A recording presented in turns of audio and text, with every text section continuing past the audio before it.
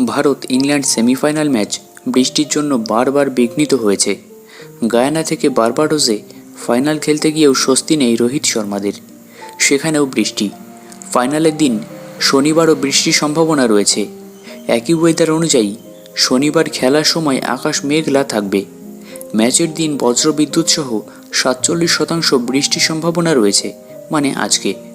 বার্বাডোসে খেলা শুরু সকাল 10:30 থেকে।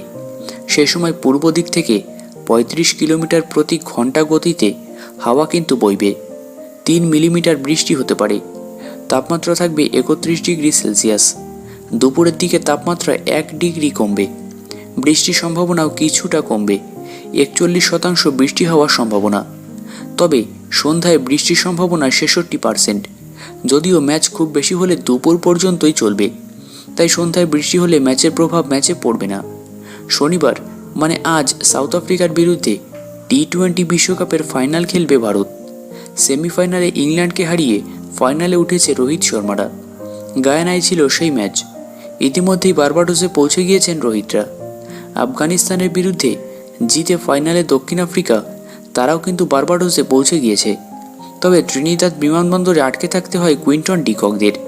সেই সমস্যা কাটিয়ে বর্তমানে বার্বাডোসে পৌঁছেছেন তারা। তোমরা ভিডিওর নিচে কমেন্ট করো যে আজকের ম্যাচটা কিন্তু কোন টিম জিততে চলেছে এবং কারাই কিন্তু বিশ্বকাপ চ্যাম্পিয়ন হতে চলেছে কোন টিম। ভিডিওর নিচে কিন্তু অবশ্যই কমেন্টে জানিও।